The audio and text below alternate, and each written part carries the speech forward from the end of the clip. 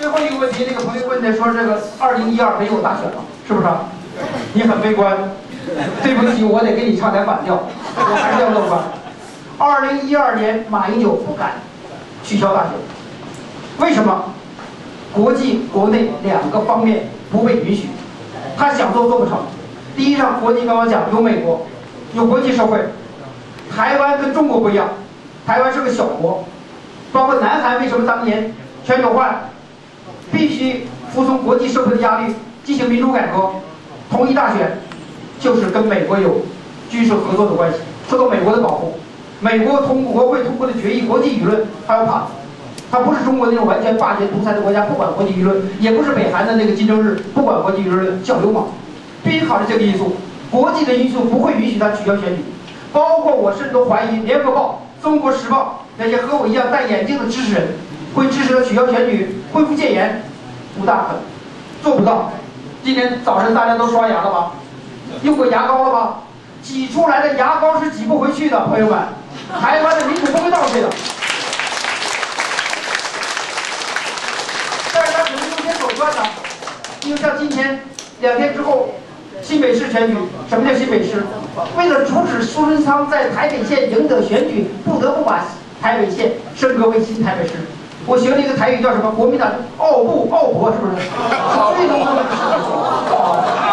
奥博了。他可能用这些手段嘛，有可能推迟选举啊，或者是通过他控制的立法院呢，把总统虚位化，是吧？总统这个行政院院长由国会直接任命，不由总统任命，等于把总统虚位化等等，可能采取这些个手段，这些奥布，但这些能不能做？他能不能做得到，不取决于他，取决于台湾的在野党的领袖有没有尬词，取决于在位的台湾人民有没有勇气抵制他。如果抵制，他就做不到；如果大家软弱，他就可能来尝试。这关键2012会怎么样？这个power不在国共两党，在台湾人手里，所以这个要对自己还要充满信心，而还是有选票就有改变的可能。2年前马英九是气势如虹啊，朋友们！多少民进党的朋友说我们8年都完了，没有希望了。那时候我怎么跟他说我乐观，他们也乐观不起来，他们也不笑。今天怎么样？一场水灾，把马英九脸上泛蓝媒体、统派媒体给他化妆都冲光了，是不是？露出了本来的面目。用他自己话说，没有了，什么都没有了，看出真的面目。还会呢？马英九还会丢分，因为他不论有金溥聪、银溥聪，他有致命的一个弱点，他改变不了，他自己无能。他是温室里的花朵，他是绣花枕头啊，朋友们。你们看过中国那个著名的小说《红楼梦》吗？你看到马英九就想起《红楼梦》的这个贾宝玉了吗？对不对？台湾的领导人真是一绝呀！马英九家里全是这个女孩，只有他一个。那金溥聪好像比他还更多，是4个是5个姐姐妹妹。所以我说写文章说他们不懂得怎么做男人。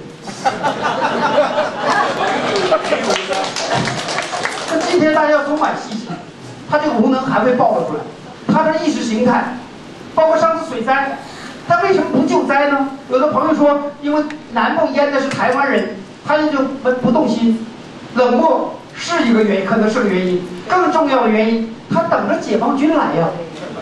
那后来文件已经揭露出来了，中国准备派军队来救灾，来体现我们是一家人，国共是一家人，帮助台湾。结果美国情报很灵啊，知道了，美国马上开记者会，美国愿意帮助台湾，打破他们国共两党。他为了等着解放军的耽误那么多天，他为了意识形态宁可600、700条生命的丧失，真是丧尽天良。对，那么多生命啊，为了意识形态，但是每一次为了意识形态，他都丢分，都会暴露出来。所以对这个2012还要充满信心，要用选票来台湾人重新掌握政权，用选票来给陈水扁总统一个公平审理的机会，好不好？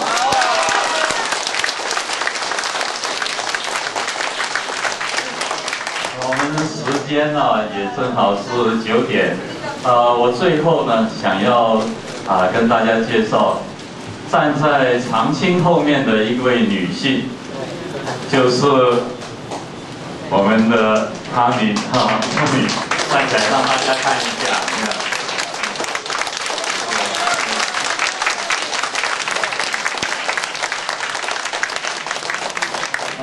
这个好。那个我太太非常忙，但是呢，她又很担心我的安全。尤其最近我又写了金补充这个性倾向的问题，所以她虽然没有武功，也不会这个武术，但是给我做这个bodyguard。每次说句老话跟大家汇报，前几年我来台湾，我太太还说：“哎呀，中国的事情都管不过来。”台湾的事情呢，交给陈世梦、金恒伟他们来管了。我又想支持达赖喇嘛藏独，我又支持新疆独立。这个，就后来我就带我太太来了几次台湾。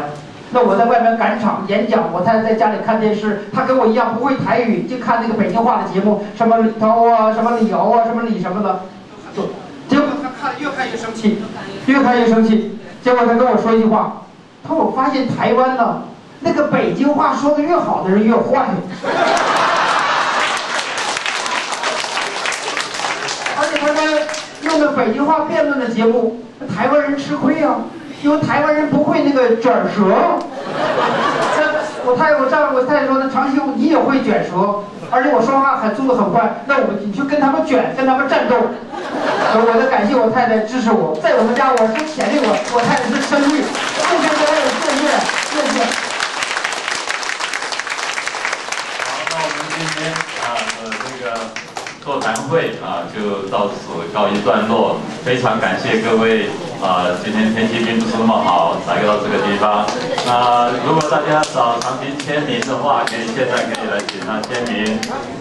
这个如果没有听过上楼去买一本当代谢谢各位，谢谢各位，晚安。